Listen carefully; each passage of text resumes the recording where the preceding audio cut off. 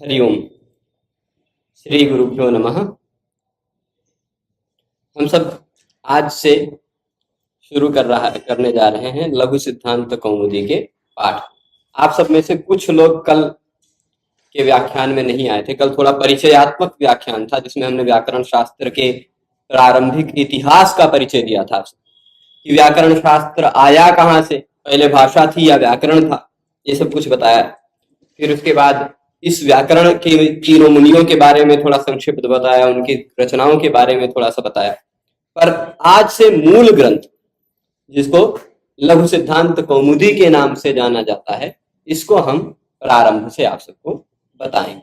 जिसका कुछ भी कल के व्याख्यान में छूटा हुआ हो उसका छूटा न रह जाए, इसलिए ये नत्वा शब्द से हम आज पुनः शुरू करेंगे। ठीक है, तो नत्वा सरस्वतीं देवीं शुद्धां गुण्यां करोम्यहम् से लेकर के इस पाठ को हम चलाएंगे और यूनस्ति सूत्र तक, अंत तक जाने का प्रयास होगा।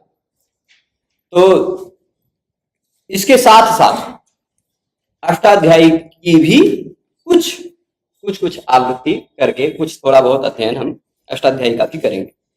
तो चलिए शुरू करते हैं। यहाँ आपको हमने पुस्तक इसलिए लगा दिया है, पुस्तक का ही पीडीएफ इसलिए लगा लिया, टाइप इसलिए नहीं किया क्योंकि आपको लगता है कुछ अलग चीजें बता रहे हैं। तो आपकी पुस्तक में जो है वही आपके सामने दिखाई पड़े, आपके हाथ में पुस्तकें भी है, सबके पास है प्राय, तो वहां भी दिखाई पड़े वही, तो फिर आप सबके लिए पढ़ना आसान होता है ना। तो यही श्लोक सबकी पुस्तक में इसी तरह दिखाई पड़ रहा है ना। नत्वा सरस्वतीं देवीं नत्वा,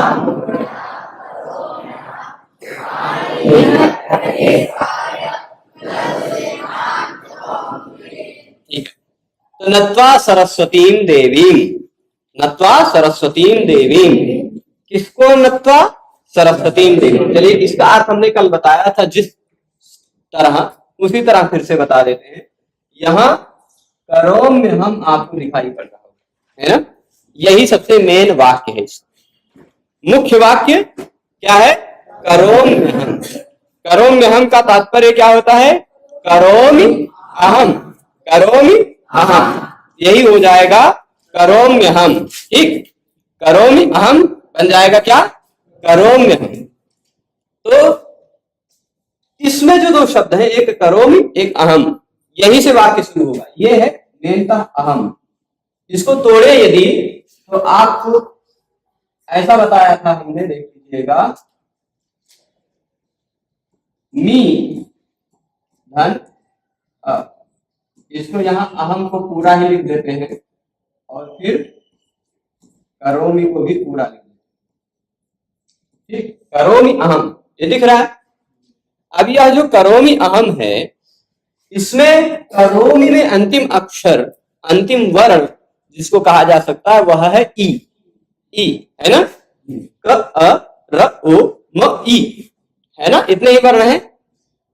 फिर अहम का पहला वर्ण क्या है? अ। ई और अ, इन दो वर्णों को यदि आप जोड़ेंगे, इसका अंतिम अक्षर है ई, इसका अंतिम अक्षर है, पहला वर्ण है अ, ई और अ जोड़ेंगे या बन जाता है या। इको यानी नियम है संधि का, पर वह नियम अभी आगे पढ़ेंगे, आप कुछ 4-6 दिन बाद पढ़ेंगे वो संधि के जो नियम है, हो सकता है और ज्यादा दिन बाद। पर सामान्यतः ई और अ आप जोड़ के बोलेंगे, खुद ब खुद जोड़ के बोलेंगे तो ई और अ जुड़कर बन जाएगा य, ऐसा बन जाएगा ना। तो अब देखिए इस म में से ई निकल गया है, ई निकल गया, उस य में आ गया, इस आ को भी निकल गया, य बन गया, ई और य हट गया तो करोम म आधा बचा और हम बचा, फिर बीच में य, वही लिखा है करोम में हम। ठीक, तो यह जो करोम में हम है, इसमें दो शब्द कौन कौन से? करोमि और अहम। अहम का मतलब मैं कौन हूं भाई? मैं मतलब अब ऐसा मत समझ लीजिएगा कि मैं यानी अरुण पांडे। मैं का मतलब हो गया वरदराजाचार्य। ठीक है, मैं कौन हुए? वरदराजाचार्य। ये कौन है वरदराजाचार्य? इस लघु सिद्धांत कौमुदी नामक ग्रंथ के लेखक। ठीक, इस लघु सिद्धांत कौमुदी नामक ग्रंथ के कौन है? लेखक है। कौन? वरदराजाचार्य। ठीक, तो अहम यानी वरदराजाचार्य, मैं वरदराजाचार्य करोमि करता हूं, मैं वरदराजाचार्य करता हूं। क्या करता हूं? तो लघु सिद्धांत कौमुदी, लघु सिद्धांत कौमुदी करता हूं, मैं वरदराजाचार्य लघु सिद्धांत कौमुदी करता हूं। यही इतना मेन वाक्य, मुख्य वाक्य। तो लघु सिद्धांत कौमुदी करता हूं का मतलब क्या होगा? लघु सिद्धांत कौमुदी की रचना करता हूं, ये मतलब होगा ना। जैसे मैं पाठ करता हूं, जैसे मैं क्या कहता हूं, मैं काव्य करता हूं, काव्य करता हूं मतलब काव्य की रचना करता हूं। काव्यम करोमि नहीं है, ये यदि चारुतरम करोमि, हाँ, काव्यम करोमि यदि चारुतरम, काव्यम करोमि, काव्य करता हूं, है ना। तो वहां हे साहसांक कवयामि वयामि यामि, ऐसा करके एक श्लोक मुझे याद आ गया अभी प्रसंग में। तो करोमि मतलब करता हूं, क्या करता हूं? लघु सिद्धांत कौमुदी करता हूं। कौन करता हूं? कौन है? मैं यानी वरदराजाचार्य। ठीक, वरदराजाचार्य लघु सिद्धांत कौमुदी करता हूं। ये इतना मेन वाक्य समझे। और क्या करके सीधे इसे कह दिया कि मैं लिख रहा हूं? नहीं भाई, ये विनम्रता है, नत्वा, नमन करके। ठीक, नत्वा का तात्पर्य नमन करके, नमस्कार करके। अच्छा, किसको नमस्कार करके? सरस्वती देवी, सरस्वती देवी को, सरस्वती देवी को नमस्कार करके। ठीक, सरस्वती देवी कौन है? सभी प्रकार की विद्याओं की, सभी प्रकार की कलाओं की देवी है। ठीक है, तो ऐसी सरस्वती देवी यानी सरस्वती देवी को नत्वा नमस्कार करके, सरस्वती देवी नत्वा। अच्छा, अब आप ये बताइए, कोई महान व्यक्ति है तो ऐसे सीधे उनका नाम लेके बोल देंगे? नहीं, कुछ विशेषता भी लगाएंगे। मैं सरस्वती जी को प्रणाम करके लिख रहा हूं, नहीं, मैं ऐसी सरस्वती जी को नमस्कार करता हूं जो शुद्ध गुणों वाली है। ठीक, शुद्धाम गुण्याम, शुद्ध, प्रशंसनीय, निर्मल, गुणों से युक्त, जो गुणों से युक्त है। गुण्याम का मतलब गुणों से युक्त। अब ये जो शब्द शुद्धाम, गुण्याम, ये सब शब्द कैसे बने, जब व्याकरण आप पढ़ लेंगे तो जान जाएंगे। अभी सामान्यतः हम बता सकते हैं कि कैसे बनता है। शुद्ध धातु से तप प्रत्यय लगाकर शुद्ध बना लेंगे, तथोर्धोधा इत्यादि लगा के फिर उसको स्त्रीलिंग में शुद्धा कर लेंगे, पर वह जानना अभी जरूरी नहीं, क्योंकि आप सब जानते नहीं प्रत्यय क्या होता है, आप सब जानते ही नहीं कि प्रत्यय कैसे होता है। तो अभी खाली इतने, शुद्ध का मतलब तो शुद्ध होता है, निर्मल होता है, प्रशंसनीय होता है, ये तो जानते ही हैं। तो शुद्ध यानी प्रशंसनीय, गुण्याम यानी गुणों से युक्त भगवती देवी सरस्वती को नमस्कार करके पाणिनीय, पाणिनीय क्या है? जो कुछ भी पाणिनि जी ने लिखा है वह पाणिनीय है ना, या जो कुछ भी पाणिनि जी ने कहा है वह पाणिनीय है। पाणिनिना प्रोक्तम पाणिनीय, पाणिनि जी ने जो कहा है। ठीक है, प्रोक्त अर्थ में यहां तद्धित प्रत्यय लगा है, तो पाणिनीय मतलब पाणिनि जी ने जो कहा है। क्या कहा है भाई?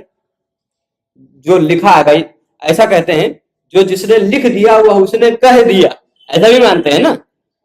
जैसे हम कहते हैं कि भागवत महापुराण में व्यास जी कहते हैं, कहते ना, या फिर ऐसे कह देते हैं, यहाँ पे सुंदरकांड में वाल्मीकि जी ऐसा कहते हैं, वाल्मीकि जी कहते हैं, मतलब लिखा है मतलब कहा है, नहीं है। तो पाणिनि जी ने जो कहा है यानी पाणिनि जी ने जो लिखा है, उस पाणिनीय को क्या कहेंगे? पाणिनि जी ने क्या लिखा है?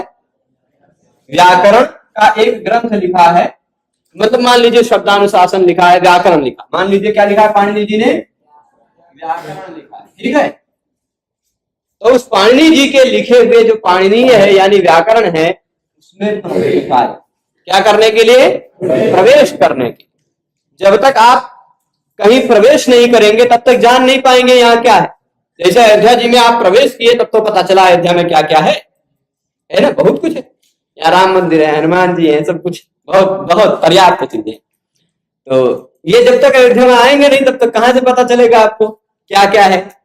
तो वैसे ही जब तक आप पाणिनीय व्याकरण में प्रवेश नहीं करेंगे तब तक आप जानेंगे क्या कि पाणिनि व्याकरण से क्या क्या होता है, यहाँ कौन कौन से सूत्र हैं, क्या क्या कार्य होता है, किस तरह से प्रकृति प्रत्यय लगाकर शब्द इत्यादि बनते हैं, वो कैसे जान पाएंगे। तो इसलिए पाणिनीय में यानी व्याकरण शास्त्र में आपको प्रवेश करना है। ठीक है, व्याकरण शास्त्र में आपको प्रवेश करना है। उस व्याकरण शास्त्र में प्रवेश कराने के लिए लघु सिद्धांत कौमुदी आम कर। सभी शब्दों का अर्थ स्पष्ट हो गया। इसको कल एक बार बताया था, पर फिर से एक बार बता दिया कि मैं वरदराजाचार्य शुद्ध गुणों से युक्त देवी सरस्वती को नमस्कार करके पाणिनीय व्याकरण में प्रवेश करने के लिए लघु सिद्धांत कौमुदी नामक ग्रंथ की रचना करना। ठीक है, ये पूरा अर्थ हो गया इसका शब्द सा। किसी भी शब्द के अर्थ में आपको किसी को भी कोई कठिनाई हो तो हाथ खड़ा करके कभी भी पूछ सकते हैं। ठीक है, यदि हम उसका उत्तर नहीं बताएंगे तो वो हमारी कमी है, और यदि हमारी बताई हुई बातें आपको नहीं समझ में आई तो वो हमारी कमी। ठीक है, आपकी कमी नहीं है। अपने आप को कभी कमजोर मत समझना। अगर हम बता रहे हैं वो नहीं समझ पा रहे हैं आप, तो वह कमी हमारी। ठीक, तो नहीं समझ पा रहे हैं, हाथ खड़ा करके पूछिएगा, जिससे हमें पता चलेगा कि हमारी कहीं कहाँ कमी है, कमी बतानी चाहिए। तो ये हो गया पाणिनीय प्रवेशाय लघु सिद्धांत कौमुदी। ठीक है, अच्छा, लघु सिद्धांत कौमुदी जो नाम लिखा है इसमें भी बहुत रहस्य है। इसको हमने जब इससे पहले हमारी जो सीरीज चल रही थी संस्कृत गंगा में, वहां से हम कुछ नौकरी इत्यादि के कारणों से या अन्य व्यस्तता के कारणों से जब वहां से यहाँ चले आए, अभी भी वहां कभी कभी पढ़ाते हैं ऑनलाइन पद्धति से, पर जब यहाँ आ गए तो वहां पर उस तरह पढ़ाई नहीं हो पा रही है, मतलब उस तरह से हम नहीं पढ़ा पा रहे। और एक उस व्याख्यान माला के रुकने का कारण एक छात्र भी हो गए। वो छात्र जी जो रेगुलर पढ़ने आते थे, जो वीडियो को रिकॉर्डिंग करवा के एडिट कर दिया करते थे, वो छात्र जी की नौकरी लग गई तो वही चले गए। अब एडिटिंग रुक गई, हम रिकॉर्ड किए जा रहे हैं 20-25 वीडियो और एक्स्ट्रा रिकॉर्ड हो गई, एडिट एक भी नहीं हो रही है। इसलिए, और वो भी जो 20-25 वीडियो एक्स्ट्रा रिकॉर्ड हो गई थी वो भी बाद में नष्ट हो गई, गायब हो गई। तो इस कारण वहां पर व्याख्यान माला रुक गई। पर अब यह व्याख्यान माला शुरू हुई। भगवान राम से प्रार्थना यही होगी कि इसको पूरा करवा दें 29 तक। ठीक है, तो ये चल रही। वहां पर भी हमने इसको बताया था लघु सिद्धांत कौमुदी के अर्थ को, कि ये कौमुदी, ये क्या है? कौमुदी। कौमुदी होता क्या? कौमुदी क्या होती है? कौमुदी वह होती है जिसको हम चंद्रिका कह सकते हैं, ज्योत्सना कह सकते हैं, चांदनी शुद्ध भाषा में कह सकते हैं। तो वह चांद से चंद्र का जो प्रकाश होता है उसको कौमुदी कहते हैं। ठीक है, जो कुमुद को बहुत प्रिय लगता है, कुमुद को बहुत प्रिय। कुमुद नाम का एक फूल होता है।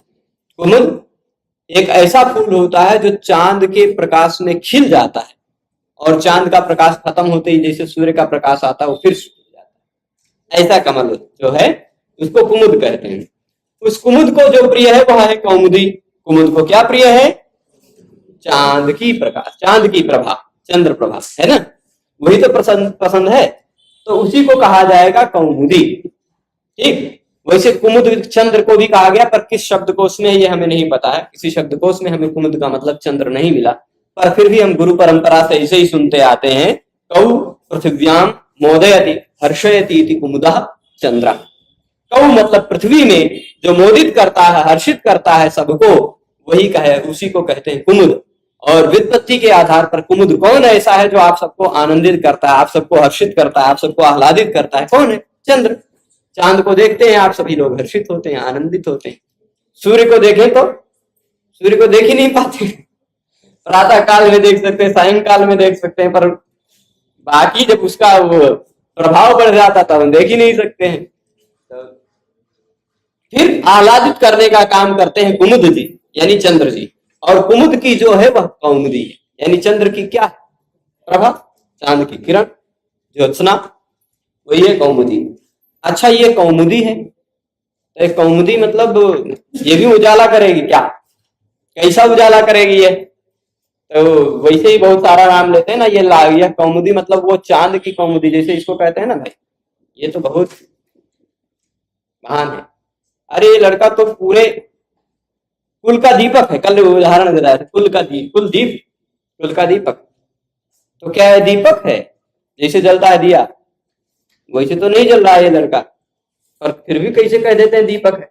तो वैसे ही ये भी चांद से नहीं निकल रही है ये पुस्तक, फिर भी इसको कौमुदी कहा जा सकता है, जैसे कुलदीप कह देते हैं, कुल के दीपक को, है ना। तो वो दिया नहीं है, वो जल नहीं रहा है, फिर भी दीप कहते हैं। वैसे ही आप चमक नहीं रहा है, प्रभा नहीं दे रहा, फिर भी कौमुदी। तो कुल दीपक किस आधार पर कहते हैं कि भाई ये पूरे कुल के नाम को रोशन करता है, वैसे ही कौमुदी इस आधार पर कहते हैं क्योंकि ये सभी विषयों को, जैसे चांद की प्रभा में, जैसे चांद की ज्योत्सना में हमें बैठने में, हमें कुछ देखने में, लिखने में, पढ़ने में कोई बहुत ज्यादा कठिनाई नहीं होती।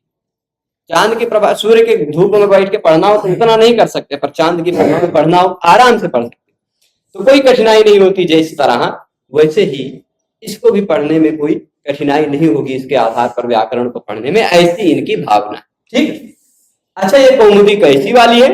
तो सिद्धांतों की कौमुदी, जिसका अंत सिद्ध होता है, निष्कर्ष सिद्ध होता है, उसी को सिद्धांत कहते हैं। सिद्ध अंतः यस्य सः सिद्धांत। ठीक। अंत जिसका सिद्ध है, अथवा सिद्ध चातव अंतः, निष्कर्ष सिद्ध जो अंत है, सिद्ध निष्कर्ष सिद्ध है, इसको भी सिद्धांत कह सकते हैं। तो अच्छा, ये सिद्धांत कौमुदी हो गई, पर कैसी है? लघु। आकार से भी बता रहे हैं कि लघु है, यानी बहुत बड़ी पुस्तक नहीं है कि आप सब लेके लाके ग्रंथालय में अपने यहाँ अलमारी में रख दें, फिर उसको बड़े आकार होने के कारण उसको उठेबे न करें। तो बहुत बड़ी भी नहीं, लघु है, लघु सिद्धांत कौमुदी। तो ऐसे लघु सिद्धांत कौमुदी की रचना कर रहा हूं, ऐसा वरदराजाचार्य जी ने इस मंगलाचरण के आधार पर कहा। ठीक है।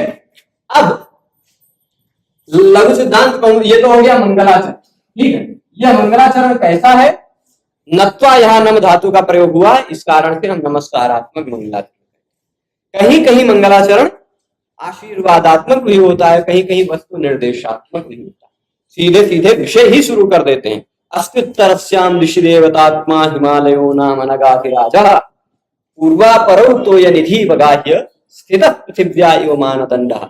सीधे हिमालय का वर्णन ही शुरू करती है। उत्तर दिशा में देवतात्मा हिमालय नामक एक पर्वताधिराज रहते हैं, ऐसा कह दिया। श्रियः कुरूणाम अधिपस्य पालनीम प्रजासु वृत्तिम यमयीम तवेदितुम। सीधे यहां भी श्री है, एक श्री शब्द में मंगल है, बाकी सीधे विषय ही शुरू कर दिया कि कौरवों के राजा दुर्योधन के जो पालन करने की शक्ति है, जो उसकी राजश्री है, उसको जानने के लिए जिसको नियुक्त किया था, वह वनेचर युधिष्ठिर के पास आया। सीधे विषय ही बताना शुरू कर दिया। ऐसे ही श्रीपति श्रीमती शासितुम जगत जगन निवासो वसुदेव सत्मनीय शिशुपाल वधन में, वहां भी सीधे विषय ही बता देते हैं कि श्री के पति भगवान श्री कृष्ण वसुदेव सदन में बैठे हुए थे, वहां बैठे बैठे उन्होंने आकाश से उतरते हुए नारद जी को देखा। ऐसा तो सीधे विषय ही शुरू हो जाता है। कहीं कहीं न नमस्कारात्मक नमस्कार होता है, और कहीं कहीं सीधे आशीर्वाद देते, आशीर्वाद मंगलाचरण में ही आशीर्वाद देंगे। उदय नवेंद्र सवर्णा वासव दत्ता वलौ बलस्य त्वाम पद्मावतीर्ण पूर्ण वसंत कर्मरौ भुजन भुजौ पाता। यहाँ भुजौ, तुम्हें बलराम जी की भुजाएं तुम सबकी रक्षा करें, या बलराम जी की भुजाएं तुम्हारी रक्षा करें, ऐसा कह दिया। त्वाम पाताम। ऐसे ही पात वस चंद्रचूड़ा, वह चंद्रचूड़ा पात, जिसके चूड़ा पर चंद्र है वह तुम्हारी रक्षा करे, है ना। भगवान शिव जी अपनी 8 मूर्तियों से तुम्हारी रक्षा करें। नरसिंह भगवान की वो नखें तुम्हारी रक्षा करें जो त्रायंताम वो मधुरपो प्रपन्ना पिच्छिदो न था। तुम सबकी रक्षा कौन करे? मधुरपु भगवान नृसिंह के नख रक्षा करें तुम सबकी। तो ये आशीर्वाद हुआ। कहीं कहीं सीधे सीधे आशीर्वाद दिया जाता है तो आशीर्वादात्मक मंगलाचरण होता है, कहीं सीधे विषय ही शुरू कर दिया जाता है तो वस्तु निर्देशात्मक होता है। यहाँ नमस्कार है, यानी ये नमस्कारात्मक मंगलाचरण। मैंने इतना पर्याप्त उदाहरण दे दिया जिससे अंतर आप समझ पाए तीनों प्रकार के मंगलाचरण। तो ये नमस्कारात्मक मंगलाचरण हो गया। मंगलाचरण क्यों किया जाता है? क्योंकि ग्रंथ की समाप्ति हुई है। यद्यपि इसमें बहुत सारे विषय हैं, ये मंगलवाद भी है बहुत सारा, कि एक न्याय शास्त्र में इसकी चर्चा की गई है कि मंगलाचरण ग्रंथ की समाप्ति के प्रति कारण है, ऐसा पहला पक्ष उठता है। पर कहते हैं कि नहीं, मंगलाचरण को ग्रंथ की समाप्ति के प्रति कारण नहीं मान सकते, क्योंकि कई कई पुस्तकों में मंगलाचरण कर लेते हैं पर वो पुस्तक खत्म ही नहीं हो पाती। जैसे कादम्बरी 20 मंगलाचरण शुरुआत में किया पर फिर भी ग्रंथ समाप्त नहीं कर पाए। बाणभट्ट जी स्वयं दिवंगत हो गए लिखने से पूरा होने से पहले, फिर उनके बेटे ने पूरा किया लिख के। और किरणावली नामक एक ग्रंथ है, उस ग्रंथ को लिखने में मंगलाचरण किया ही नहीं, फिर भी पूरा हो गया। तो ऐसे कुछ कुछ ग्रंथ है जहां मंगलाचरण नहीं किया गया फिर भी पूरा हो गया, कुछ कुछ ग्रंथ ऐसे हैं जहां मंगलाचरण किया गया फिर भी नहीं पूरा हुआ। संक्षिप्त में मैं बताया, तो इससे पता चलता है कि मंगलाचरण ग्रंथ के पूरा होने के प्रति कारण नहीं। तो मंगलाचरण किसके प्रति कारण है? विघ्न के ध्वंस के। ऐसा मंगलाचरण करने से विघ्न समाप्त होते हैं। हम ये जो लिख रहे हैं, हम या जो पढ़ रहे हैं, इसमें आने वाले विघ्न भी हो सकते हैं। किसी के यहाँ कुछ हो जाए तो जाना पड़ जाए, किसी के यहाँ तो इस पढ़ाई में भी विघ्न आ सकते हैं। तो ये विघ्न की समाप्ति हो जाए, इसके लिए मंगलाचरण करना चाहिए। विघ्न की समाप्ति के, विघ्न ध्वंस के। अब ये विघ्न ध्वंस होगा कैसे? यहां कादंबरी में क्यों विघ्न ध्वंस नहीं हुआ कि 20 मंगलाचरण किए फिर भी नहीं समाप्त? अब भाई उनका काल ही आ गया, उनकी मृत्यु का समय आ गया, वहां विघ्न बहुत बड़ा था, है ना। दोनों चीज समान पावर की रहेगी तब तो ठीक ठाक चल जाएगा, पर एक तरफ से पावर ज्यादा एक तरफ से पावर कम तो गड़बड़ हो सकता है। तो उनके विघ्न का पावर ज्यादा था, मंगलाचरण की पावर कम था, तो इसलिए उनका विघ्न ज्यादा हावी हो गया। किरणावली में मंगलाचरण नहीं किया, हो सकता है मन में ही कर लिया हो। कोई भी व्यक्ति है, साधारणतः आस्तिक समाज में ये है, हम भी कोई भी शुभ काम करने जाते हैं तो मन में भगवान को याद कर लेते हैं, है ना, याद करते हैं तभी शुरू करते। तो उन्होंने मन में ही कर लिया होगा और उनके पास इतने विघ्न न रहे होंगे, इसलिए उनकी पुस्तक पूरी हो। पर सामान्यतः वेद वाक्य कहते हैं समाप्ति कामो मंगलम आचरेत। जो भी अपने किसी भी काम की समाप्ति करना चाहता है वो मंगलाचरण करे। मंगलाचरण ग्रंथ की शुरुआत में भी होता है, ग्रंथ के मध्य में भी होता है, अंत में भी होता है। मंगलादीनि मंगलामध्यानि मंगलांतानि शास्त्राणि। मंगल शुरुआत में भी होता है, मंगल मध्य में भी होता है, मंगल अंत में भी होता है। ठीक है, ज्यादातर कुछ ये परंपरा मानते हैं, कुछ लोग शुरुआत में खाली मंगलाचरण करते हैं और अंत में नमस्कार फिर करते हैं। कहीं शुरू, जैसे त्रिकाल संध्या कुछ लोग कर लेते हैं, कुछ लोग एक काल में करते हैं, तो वैसे ही पर मंगलाचरण की भी वही परंपरा। ठीक है, ये हो गया मंगलाचरण। अब शुरुआत होता है व्याकरण का विषय। तो व्याकरण आया कहां से, इसके बारे में हमने चर्चा की थी। आप सबको बताया था कि कहा जाता है भगवान पाणिनि की तपस्या से प्रसन्न होकर भगवान शिव प्रकट हुए और प्रकट होने के बाद उन्होंने 14 बार ढक्का को बजाया। यद्यपि कुछ परंपराओं में, भारत में पढ़ी जाने वाली कुछ परंपराओं में ऐसा मानते हैं कि भगवान पाणिनि जी को ये सूत्र भगवान शिव से प्राप्त नहीं हुए थे, अभी तो उन्होंने अपनी बुद्धि से खुद लिखा था, ऐसा कुछ लोग कहते हैं। पर हम सब आस्तिक समाज वाले लोग हैं, क्यों वो लोग कैसा मानते हैं कि शिव जी हैं, उनके डमरू है, डमरू बजाएंगे तो उसमें से आवाज कैसी आएगी? डम डम डम डम आएगी ना, आयुन रजलिक थोड़े ना आवाज आएगी। तो उन लोगों को बता दें कि भाई वो डमरू हम सबकी नहीं थी, या आजकल के किसी व्यक्ति की नहीं थी, वो डमरू सर्वदेवादिदेव भगवान महेश्वर की थी, है ना। वो बजा के उसी में से कुछ भी निकाल सकते हैं, वो तो कहीं से कुछ भी उत्पन्न कर सकते हैं। तो संभव है कि उन्होंने अपनी ढक्का को बजाया हो। यद्यपि यह जो विषय है, नृत्तावसाने नटराज राजो ननाद ढक्काम नव पंच बारम उद्धर्तु काम सनकादि सिद्धान एतद विमर्शे शिव सूत्र जारम। यह जो एक विषय है ना, यह विषय आप देखेंगे, यह विषय हैगा तो यह विषय मिलेगा आपको। यहां देख लीजिए, श्लोक है, यह श्लोक लिखा हुआ दिख रहा है ना, नृत्तावसाने नटराज राजो। यह श्लोक मूल रूप से है कहां का? आपकी बुक पुस्तक में पहले पेज में लिखा होगा, जहां पर ये नत्वा सरस्वती देवी वाले पेज में ही लिखा होगा, देख लीजिए, है ना। तो इसका मतलब होता है नृत्य की समाप्ति के बाद नटराज राज भगवान शिव जी ने अपनी ढक्का को 9, 5, 14 बार बजाया और जिसी से यह चतुर्दश सूत्र निकले। ऐसी उक्ति है, ऐसी प्रसिद्धि है, ठीक है। पर यह कुछ लोग नहीं मानते, कुछ लोग नहीं मानते, अब उन लोगों की बात अलग है भाई, जो लोग नहीं मानते। पर आप सबको यह मानना चाहिए कि भगवान शिव जी ने 14 बार ढक्का को बजाया, उससे यह 14 सूत्र प्रकट। ठीक है, वही 14 सूत्रों को भगवान पाणिनि जी ने लिखा और उन्हीं 14 सूत्रों के आधार पर 4000 सूत्र। तो ये 14 सूत्रों को आप हल्के में मत लीजिएगा। इसी में इतना है कि इन्हीं सूत्रों पर व्याख्यान करके यदि 4000 सूत्र लिखा जा सकता है, तो हम जैसे, हमारी बुद्धि तो वैसी नहीं है पाणिनि जी के 1000वें अंश के बराबर हो जाए तो भी हम अपने आप को धन्य माने, पर हम जैसे लोग भी सामान्यतः इसी पर ही व्याख्या करने जाए तो 1-2 दिन तो चल सकते हैं आराम से। 1-2 दिन का व्याख्यान खाली 14 सूत्रों पर ही चल सकता है। इसमें एक भी वर्ण को आप इधर से उधर नहीं कर सकते। जैसा हय वरट है, आप ये हय वरट है तो यह वरट नहीं कर सकते। एक को अक्षर के सीरियल को बदल नहीं सकते। पूरे व्याकरण की सारी प्रक्रियाओं में बहुत सारी समस्या है। यर प्रत्याहार बनेगा तो उसमें हा भी आने लग जाएगा, है ना। तो प्रत्याहार में अक्षरों की गड़बड़ी बनने लग जाए, वो कैसे बनेगा वो सारी चीजें समझाएंगे आप।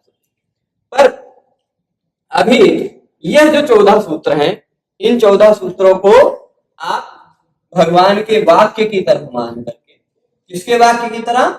भगवान के वाक्य की तरह मान करके इन 14 सूत्रों को पढ़ेंगे। ठीक है, भगवान शिव जी ने अपने डमरू से इसको प्रकट किया और भगवान पाणिनि जी ने इसको लिखा। ठीक है, फिर इसी के आधार पर पूरा व्याकरण है। तो यह सूत्र कितने हैं? 14।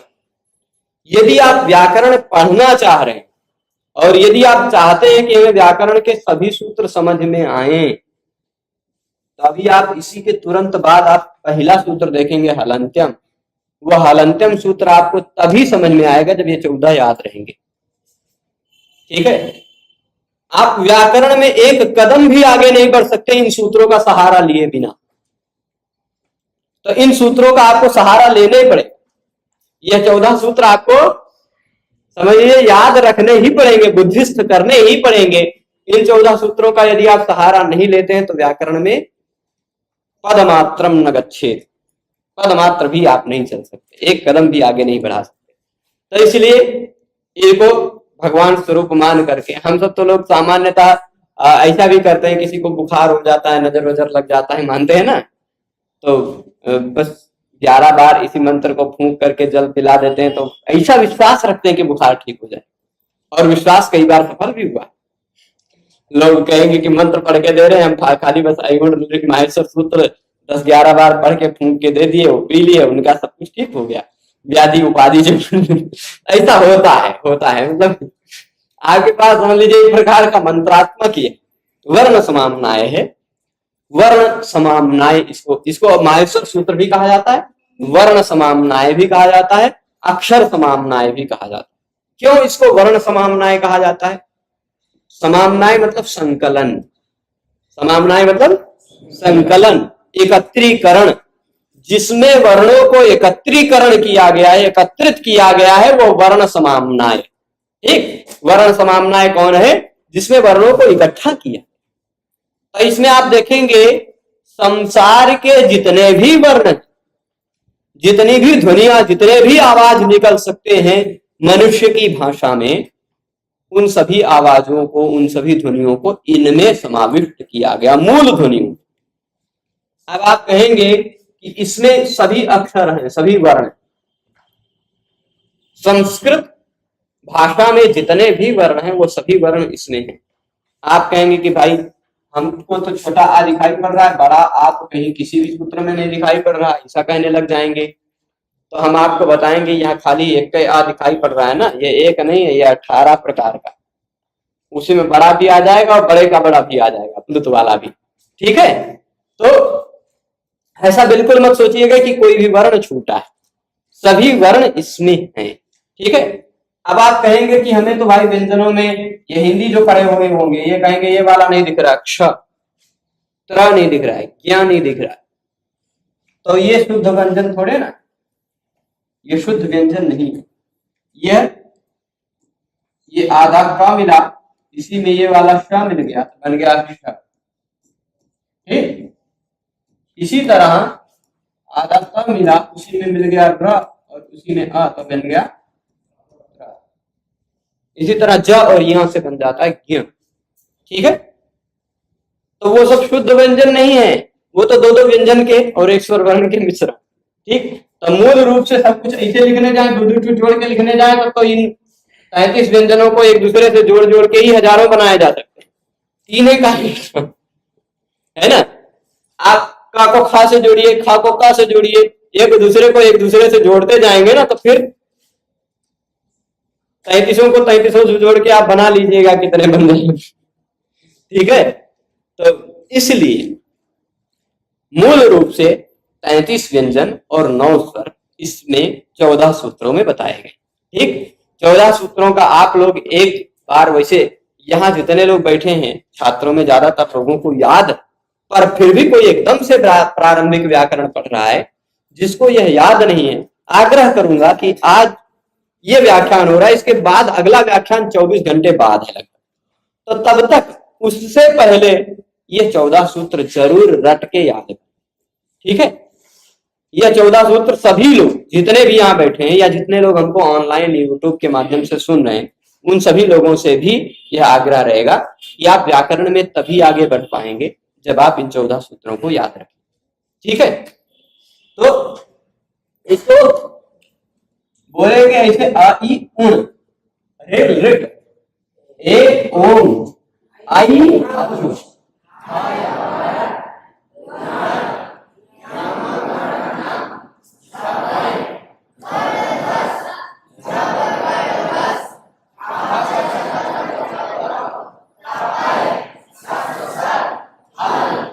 ठीक है, यह 14 सूत्र है। हम आप सबको बार बार बुलवा नहीं रहे क्योंकि दर्शकों का भी देख रहे हैं, उनका भी समय न जाए।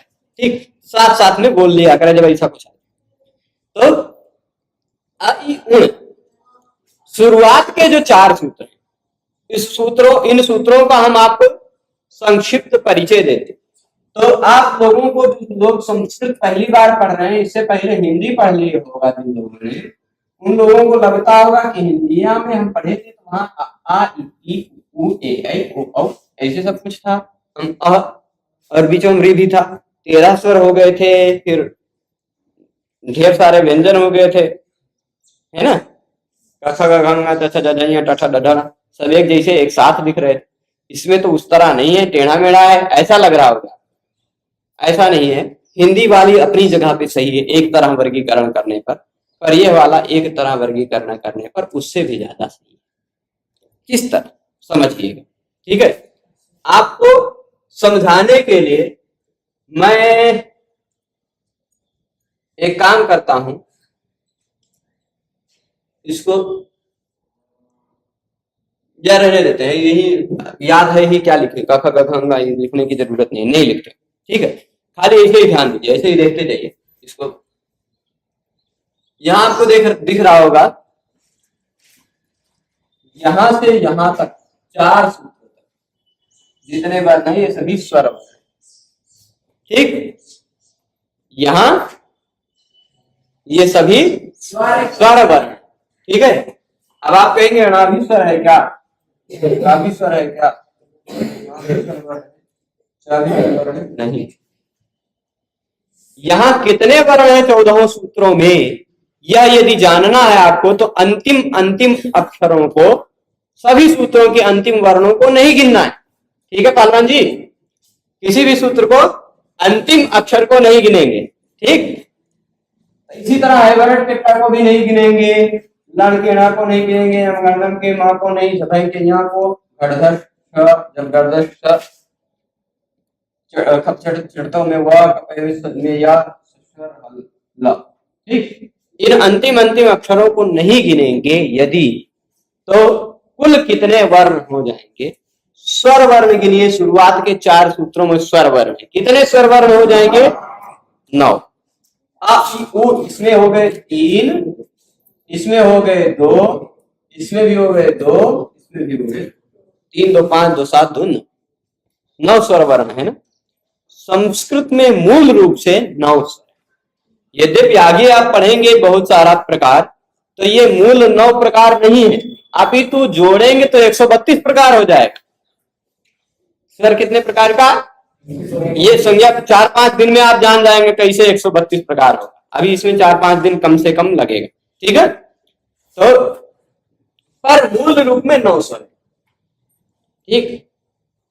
ये 18 प्रकार का, ये 18 प्रकार का, ये 18 प्रकार का, ये 18 प्रकार का, 18 चौक 72 है ना, 18 चौक 72, 72 प्रकार के यही 4 स्वर हो गए, और बाकी 12 प्रकार के, तो 12 पंचे 60, 60 और 72 जोड़ लीजिए 132 प्रकार हो जाए कुल स्वर, ठीक। कुल स्वर कितने प्रकार के हो जाएंगे, 132। तो अब पर मूल रूप में मूल स्वर कितने हैं, 9, ठीक। मूल स्वर कितने हैं, 9, ठीक है।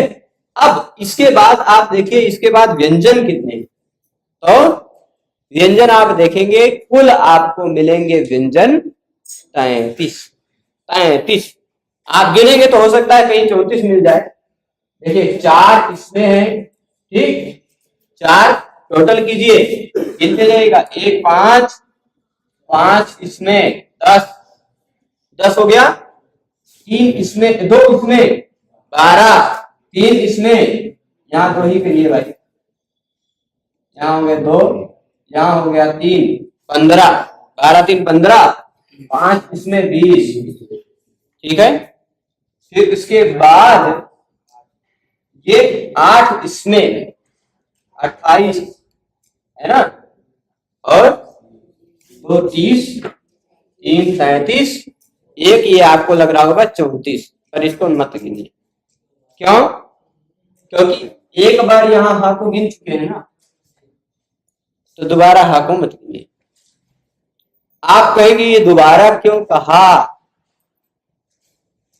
तो आप एक बात थोड़ा गौर से ध्यान से देखिएगा, कुल 34 में से एक ह को घटा दीजिए, कितने वर्ण बचे व्यंजन, 33।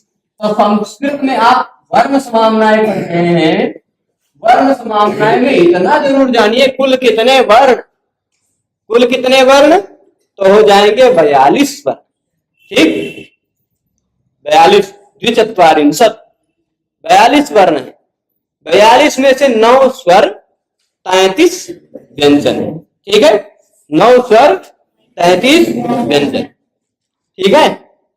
अब ह ही 2 बार कहा गया है, ह 2 बार क्यों कहा गया है, यह बात आपको जब आप प्रौढ़ मनोरमा इत्यादि व्याख्याओं को पढ़ेंगे तब आपको पता चलेगा। अभी थोड़ा सा संकेत कर देते हैं, थोड़ा सा ही, हकारो द्विरूपात्तोऽयम् अतिशल्यपि वांछितः अर्हेणाधुक्षदित्येतत् द्वयम् सिद्धम भविष्यति। मूल रूप से 2 अर्हेण और अधुक्षत, ये 2 रूपों की सिद्धि के लिए ह 2 बार कहा। ये ऐसे इन्हीं 14 सूत्रों के आधार पर प्रत्याहार बनाए। देखिए आ से लेकर के इस ट तक एक प्रत्याहार बन गया 8, क्या बन गया, आ से लेके ट तक 8, ऐसे ही आ से लेके ण तक अण, आ से लेके क तक अप, आ से लेके न तक अंग, प्रयोग नहीं किया गया है इसका, आ से लेके च तक अच्छ, ऐसे प्रत्याहार बनता है। तो ये ह यहां भी इसलिए कहा गया क्योंकि यह अट में आ जाए, अट में ह आ जाए इसलिए कहा गया, और हा यहां इसलिए कहा गया है क्योंकि यह शल एक प्रत्याहार है, शल प्रत्याहार में हा आता है। अगर यहां दोबारा ह नहीं कहा जाता तो शल में ह नहीं आता, यहां पहली बार ना कहा गया होता तो अट में ना आता, और अट में आने के कारण अट उपवांग व्यवाय सूत्र से अरहेण यह शब्द न सिद्ध हो पाता, अरहेण, और वैसे ही शल में न आ पाने के कारण शल इगुपधा धनिटः सह, इस सूत्र से अधुक्षत शब्द नहीं सिद्ध हो पाता, अलिक्षत शब्द नहीं सिद्ध हो पाता। ऐसे मतलब संस्कृत के बहुत सारे शब्दों की सिद्धि में दिक्कत आती, यद्यपि इसके 8 कारण बताए हैं, अट अश हश इण। देखिए अट यहां से लेके यहां तक अश, फिर उसके बाद यहां से लेके यहां तक हर्ष, और फिर यहां से लेके ई से लेके यहां तक इण, ये चार प्रत्याहारों में ह आ जाए इसलिए पहली बार ह है। इन चारों में ना आता तो क्या क्या दिक्कत आती, वो चार चार उदाहरण दिए हैं, और हजारों उदाहरण सकते पर चार उदाहरण सिंपल रूप में दे दिया गया है। अट का अरहेण है, फिर उसके बाद अश का है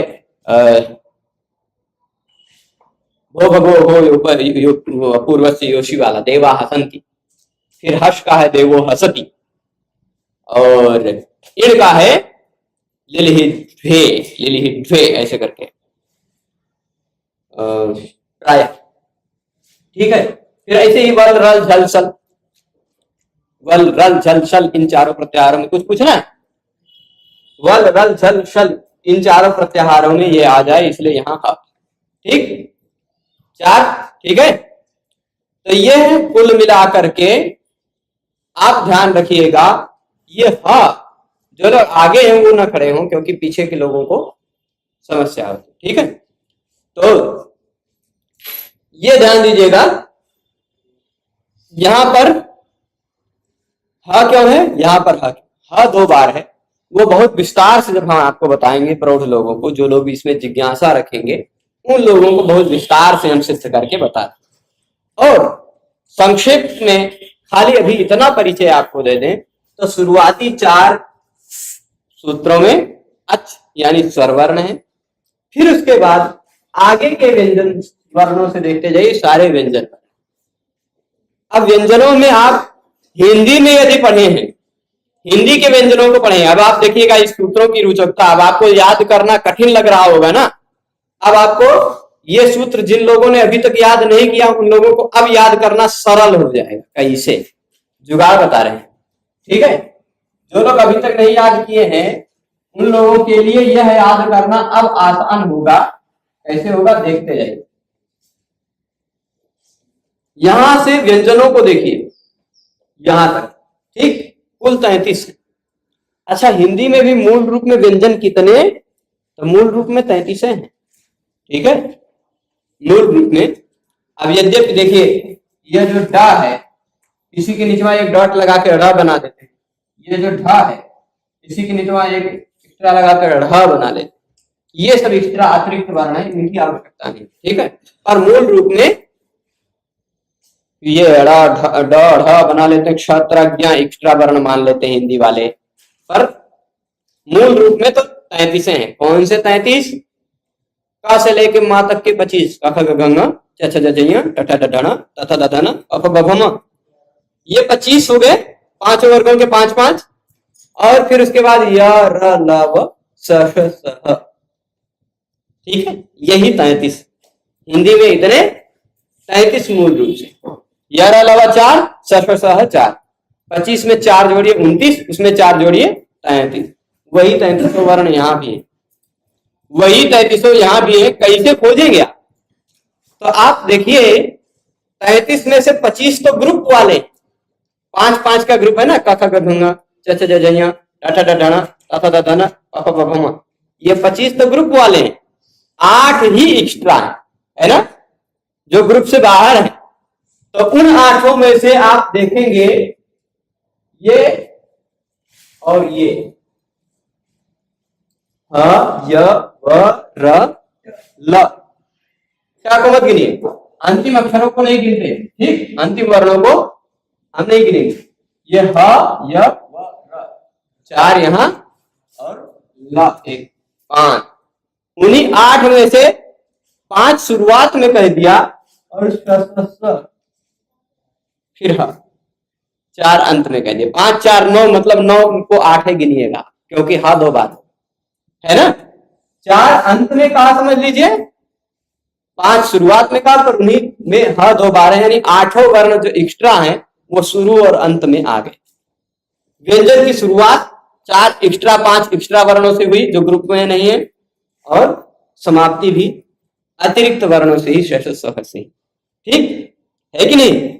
बचे बीच में सारे वर्ग वाले व्यंजन आ जाएंगे, बीचों में सारे वर्ग वाले व्यंजन आ जाएंगे। देखिए 2 सूत्र ये, 2 सूत्र ये हो गए 4, और 4 सूत्र शुरुआत के स्वर वाले देखिए 4 सूत्र ये हो गए, है ना।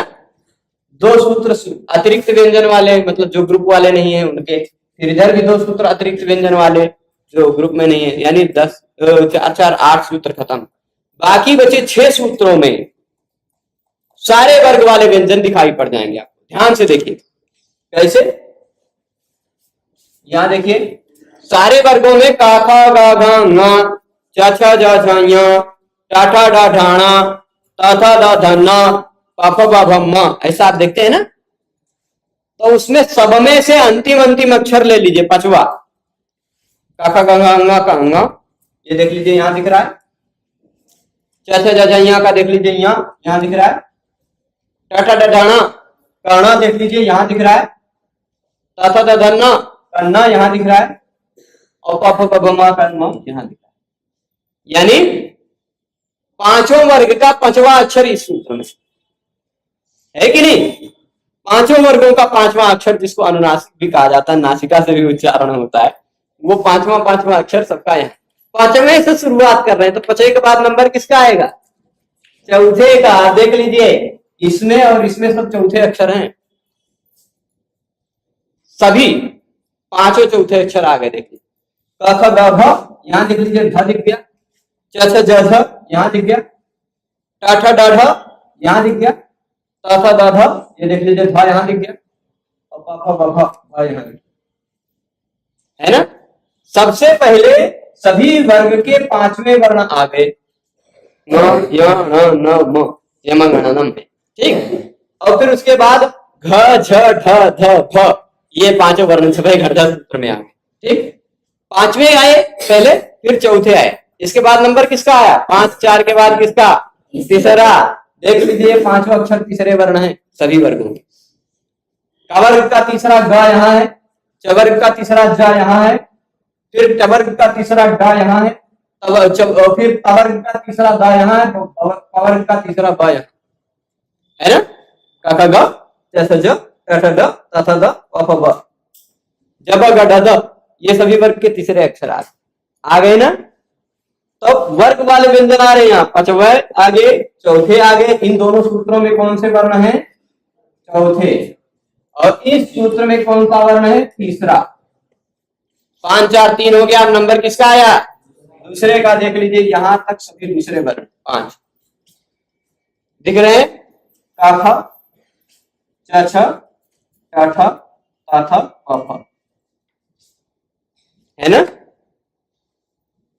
का ख च छ टा ठ ता थ प फ, सभी तीसरे दूसरे वर्ण आ गए ना। अब यहां से आगे ये 3 और ये 2 सभी वर्गों के पहले अक्षर।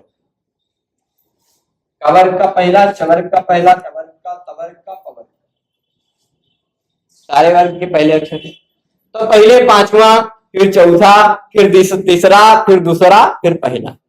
मान लीजिए कुछ लोग जभय घटधस के बाद सीधे चटतों में चले जाते हैं, तो उनको ध्यान रखना पड़ेगा। घटधस में चौथा था, अभी तीसरे की बारी बाकी है, जब घटधस आएगा। अच्छा, तीसरा वर्ण खत्म हो गया जब घटधस, अब दूसरे की बारी आएगी, ख फ वाला आएगा, ख छठ वाला है। तो सीरियल याद रखने में आसानी है ना। इस तरह इन 14 सूत्रों में संस्कृत जगत के सभी वर्ण समाहित हैं, सभी के सभी वर्ण समाहित, ठीक है। ये समझ गए 14 सूत्रों को।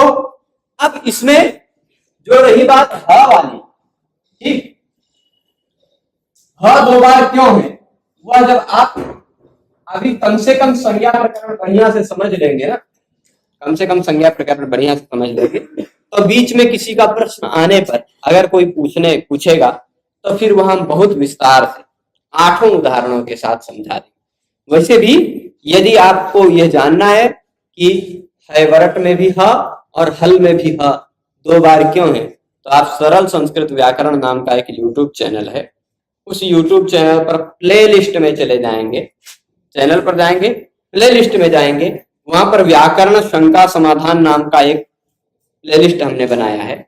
उस प्ले लिस्ट में आपको 2 वीडियो मिल जाए। एक वीडियो में हैवरट में ह क्यों है इसके कारण 4 बताए हैं, दूसरे वीडियो में हल में ह क्यों है उसके कारण 4 बताए, ठीक है। 2 वीडियो में हमने उसको विस्तार से बढ़िया समझाया, वहां से भी देख सकते हैं, अन्यथा यहाँ भी पूछेंगे तो यहाँ भी हम सबको बढ़िया से बता देंगे। ह 2 बार क्यों, ठीक है। और इसी तरह आप अंतिम अक्षरों को ध्यान से देखेंगे तो उन में भी ण है और लण में भी ण। ये ण भी 2 बार क्यों है? यह इसके लिए तो केवल वह बात कही गई है कि व्याख्यान तो विशेष प्रतिपत्तिर नहीं संदेहाद लक्षण।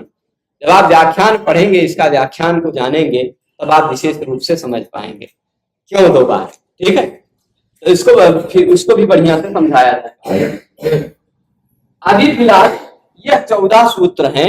इन 14 सूत्रों को कल याद कर लेंगे। कौन कौन लोग ऐसे जो अभी भी चाह रहे हैं कि हम तो नहीं याद करेंगे? अच्छा, कौन कौन है जिनको याद है, कंठस्थ है? वाह, ज्यादातर लोगों को तो याद है। अच्छा, ऐसा पूछना चाहिए था, कौन ऐसे जिनको याद नहीं है अभी भी? कोई है ऐसा? कोई ऐसा है जिसको अभी भी याद नहीं है ये 14 सूत्र? तो सभी विद्वान है। ठीक है, बहुत अच्छा। 1-2 लोग हैं, याद कर लीजिएगा। ठीक है, ये 14 सूत्र अगर आप नहीं समझ पाएंगे तो व्याकरण में कुछ नहीं समझ पाएंगे। ठीक है, तो याद कर लेंगे 14। मतलब दिन भर भी मंदिर में इधर उधर घूमते घूमते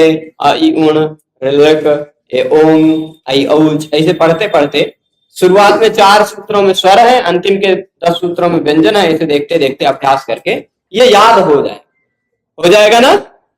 ठीक है, अब इसके बाद आपको लघु सिद्धांत कौमुदी में एक पंक्ति दिखाई पड़ रही होगी, इति माहेश्वराणि सूत्राणि अनादि संज्ञार्थानि येषामन्त्या इतः हकारादिष्वक। अच्छा, येषामन्त्या इतः तक ही हकारादिष्वकार अगले पेज में। अभी खाली हम इतनी लाइन यहां तक इतः तक समझा देते हैं, फिर लघु सिद्धांत कौमुदी के आज के व्याख्यान को समाप्त करेंगे। ठीक है, इतः तक समझा देते। हकारादिष्वकार से आगे कल बढ़िया से समझाएंगे। ठीक है, तो इति मतलब ये जो खत्म हुआ ये विषय, ये माहेश्वराणि सूत्राणि, ये माहेश्वर के सूत्र, माहेश्वर सूत्र। ठीक है, अब देखिए आर्य समाज की परंपरा नहीं मानती है कि ये माहेश्वर सूत्र है, वो मानते हैं कि ये पाणिनि सूत्र, वर्ण समामनाएं हैं, अक्षर समामनाएं। उनको जो मानना है वो माने, उसमें हम विरोध नहीं करते हैं। पर हम खाली यहाँ अभी लघु सिद्धांत कौमुदी पढ़ा रहे हैं, तो लघु सिद्धांत कौमुदी पढ़ते समय इस पुस्तक के लेखक जो है उनके मत का अतिक्रमण हम नहीं करेंगे। उन्होंने माना है कि यह माहेश्वर सूत्र। माहेश्वर मतलब महेश्वर कौन है? भगवान शिव।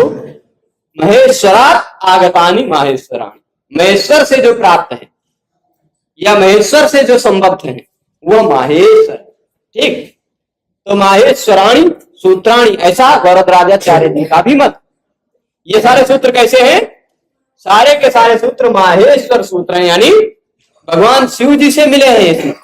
ठीक है, और कैसे? सूत्राणि, ये बड़ा सा शब्द दिखाई पड़ रहा होगा ना, बहुत बड़ा सा शब्द दिखाई पड़ रहा है। इस बड़े से शब्द का हम ऑपरेशन कर देते हैं और रुकिएगा, थोड़ा सा और बड़ा करके इस बड़े से शब्द का, ये जो बड़ा सा शब्द आपको दिखाई पड़ रहा है, इसका ऑपरेशन कर देते हैं। यहां देखिएगा, आप इधर चलो, ऐसे है सूत्राणि। ठीक, तोड़ेंगे जब तो सूत्राणि है, फिर उसी के तुरंत बाद है अनादि। ठीक, अनादि संज्ञा, संज्ञार्थानि। ठीक, संज्ञा अर्थ संज्ञार्थ, ऐसे ही है अनादि संज्ञार्थानि। अब सूत्राणि और अनादि में यहां भी है ई, यहां भी है अ, ई और अ जुड़कर बन जाता है य। सूत्राणि में अंतिम अक्षर क्या है? ई, और अनादि में पहला अक्षर है अ, ई और अ जुड़कर बन जाएगा य। तो सूत्राणि में जब ई निकल जाएगा तो ये अणा आधा बच जाएगा, है ना? ई हट गया, जैसे क में से अ निकाल दो तो आधवे तो बचेगा, वैसे ना की में से ई निकाल दो तो आधवे तो बचेगा। तो ऐसे ही ना आधा ही बचा, उसमें स्वर निकल गया और उसका ई का और अ का, इसका अ मिल गया, यह बन गया ण्या ण्या ण्या णी अ ण्या। अणि अण्या बन गया। अणादितर संज्ञार्थानि, है ना, वही अनादि संज्ञार्थ। तो इसको तोड़ेंगे क्या होगा, सूत्राणि अनादि संज्ञार्थानि। ये सूत्र है, ये जो सूत्र है ना, यह किस लिए है, अण आदि संज्ञा के लिए। किस लिए है, अण आदि संज्ञा के लिए। किस संज्ञा के लिए, अण आदि, ठीक है ना। तो सूत्राणि अनादि संज्ञार्थानि हो जाएगा। अण आदि संज्ञा क्या है, ये जो माहेश्वर सूत्र है ना, ये किस लिए है, ऐसा पूछा जाए, ये सूत्र किस लिए है भाई, ऐसा कह दिया गया, सामान्य रूप में ऐसा कह दिया गया कि ये सभी माहेश्वर सूत्र हैं। तो आजकल के लोग तो क्या कहेंगे, होंगे माहेश्वर सूत्र, हमें क्या करें, हरे किस काम, तो बताएंगे कि भाई ये किस काम के नहीं, ये अनादि संज्ञा, ये अण आदि संज्ञा बनाने के लिए। अच्छा, अण आदि संज्ञा क्या होती है, तो हम आपको बता दें, आ से लेके, देखिए आ में मिला दीजिए, कहा आ में मिला दीजिए ण, बन जाएगा अण। यह अण एक संज्ञा हो। अण किसको कहा जाएगा, इसके बीच वालों को भी अण ही कहा जाएगा। देखिएगा, ये आ भी अण है, ये भी अण है, वो भी अण। ऐसे ही आ से ले लीजिए, बना च तक, बना दीजिए अच। ये अच एक संज्ञा, अच क्या है, एक संज्ञा है। तो अच संज्ञा किसकी किसकी है, इसको भी अच कह सकते हैं, इसको भी, इसको भी, इसको भी, इसको भी, इसको भी, इसको भी, इसको भी, इसको भी, सब अच। उसके बीच में जितने भी वर्ण आ जाएंगे सब, ठीक, खाली अंतिम अंतिम अक्षर को नहीं गिनना। तो ऐसे ही ये सारे सूत्र जो है ना, इन्हीं सूत्रों से भगवान पाणिनि ने छोटी छोटी 42 संज्ञाएं बनाने का आप और ज्यादा बना सकते हो। जैसे आ से अण बना लिया, फिर आ से अक बना लिया, आ से अंग बना लिया, आ से अच बना लिया, आ से ही 14 सूत्रों को मिलाएंगे तो आ से ही खाली 14 हो गए। ऐसे ई से, मान लीजिए ई से इण बनाने की जरूरत है नहीं, जितने में इण कहेंगे उतने दूर में ई उ कह देंगे, ई उ जोड़ के यू कह देंगे, है ना। तो इण कहने की जरूरत है नहीं। देखिए जैसे इण कहेंगे, यदि एक इण प्रत्याहार बनाया, इण इस वाले ई और ण से नहीं बनेगा, इण इस वाले ण से बनेगा, ठीक है। क्यों, इण से यदि ये ई उ कहना होता तो इण ना कहकर ई धन उ, ई धन उ जोड़कर बना लीजिए यू, मान लीजिए यू कह दे, यू। तो यू में भी एक आधा अक्षर है य और उ, इतना ज्यादा दोनों बराबर है, बात यही है, तो इसलिए इण प्रत्याहार बनाने की उनको जरूरत नहीं पड़ी, ठीक है। प्रत्याहार का मतलब होता है ज्यादा अक्षरों को कम में कहे। अण कहा तो अ ई उ तीनों आगे, अक कहा तो अ ई उ ऋ पांचों, पांचों की संज्ञा, ठीक। ऐसे ही अच कहा तो अ ई उ ऋ ए ओ ऐ औ सब आगे, और अगर अल कह दिया तो आ से लेके ह तक सब आगे, है ना। तो ये सारी संज्ञाओं के लिए ही ये 14 माहेश्वर सूत्र। माहेश्वर सूत्र किस लिए है, अण आदि इन सभी संज्ञाओं के लिए, ठीक है। अब देखिएगा, एषाम अंत्या इतः, एषाम अंत्या इतः का मतलब होता है, एषाम मतलब इन 14 का, अंत्या मतलब अंतिम अंतिम अक्षर। इन 14 के अंतिम अंतिम अक्षर को थोड़ा एक बार हाईलाइट करते हैं, देखिएगा। इन 14 के अंतिम अक्षर ये ले लिया हमने, अणा को, क को, न, श, ट, इधर से श ले लिया, य, म, ण, फिर व, य, र, ल। ये 14 जो अंतिम अंतिम अक्षर हैं, ये सभी क्या है, इत। इन सबको इत कहा जाता है। एषाम अंत्या, अंत्या मतलब अंतिम अंतिम अक्षर। कौन से अक्षर, आद्या नहीं कह रहे ना, अंत्या कह रहे हैं, अंतिम अंतिम अक्षर। तो इन सबके जो अंतिम अंतिम वर्ण है वो क्या है, इतः, इत। सभी के जो अंतिम अंतिम वर्ण है वह क्या है, इत। एषाम अंत्या इतः, ठीक है, सभी इत हो जाएंगे। अब इसके बाद ये जो पंक्तियां हैं वह हम कल समझें। सामान्यतः हमने आज जो पढ़ा उसको एक बार मैं यदि हल्के से रिवाइज कर दूं आप सबको, तो यदि हल्के से रिवाइज कर दूं तो आज हमने पढ़ा मंगलाचरण, जिसमें कहा गया कि सरस्वती देवी को नमस्कार करके, शुद्ध गुणों वाली सरस्वती देवी को नमस्कार करके पाणिनीय व्याकरण शास्त्र में प्रवेश करने के लिए मैं वरदराजाचार्य लघु सिद्धांत कौमुदी की रचना करता हूं, यह कहा गया। ठीक है, फिर उसके बाद हमने संज्ञा प्रकरण शुरू किया। संज्ञा प्रकरण, अच्छा किसी के घर में छोटे बच्चे का जन्म होता है तो सबसे पहले क्या करते हैं लोग? सोचते नाम क्या रखा जाएगा, है ना? नाम क्या रखा जाएगा, उसकी कोई संज्ञा रख देते हैं। जैसे मेरी संज्ञा है अरुण, मैं अरुण थोड़े ना हूं, मैं तो आत्मा हूं। इस आत्मा का ये शरीर है, इस शरीर का नाम रख दिया गया, या इस शरीर के अंदर जो आत्मा है उसका नाम रख दिया गया, संज्ञा रख दी गई अरुण, और हमें भ्रांति से बता दिया गया कि भाई तुम अरुण हो। अब हमें जो कोई भी अरुण कहेगा वो हमें ही पता चलेगा, है ना? हम ही ध्यान से देखेंगे, हमको ऐसा समझाया गया कि तुम अरुण। तो ऐसे ही कोई भी अगर किसी के यहाँ नया आता है तो सबसे पहले उसका नाम रखा जाता। तो भगवान पाणिनि ने भी व्याकरण लिखते समय शुरुआत के पहले दूसरे अध्याय में काफी संज्ञाएं, ज्यादातर संज्ञाओं को भरा, नाम किया, नाम किया, इसका ये नाम होता है, इसका ये नाम होता है, इसका ये नाम होता है, इसका ये नाम होता है, इसे नाम में नाम बताया गया। फिर उसके बाद में बताया गया कि ये जो अण है उसके साथ ये काम करो, जो वृद्धि है उसके साथ ये काम करो, गुण है इसके साथ ये काम करो, संयोग है उसके साथ ये काम करो, ऐसे ऐसे सब संज्ञाएं बता दी पहले। तो यहाँ भी ये संज्ञा प्रकरण में शुरुआत में इसमें भी 14 माहेश्वर सूत्र हैं, तो 14 ही सूत्र संज्ञा प्रकरण में रखा है ना।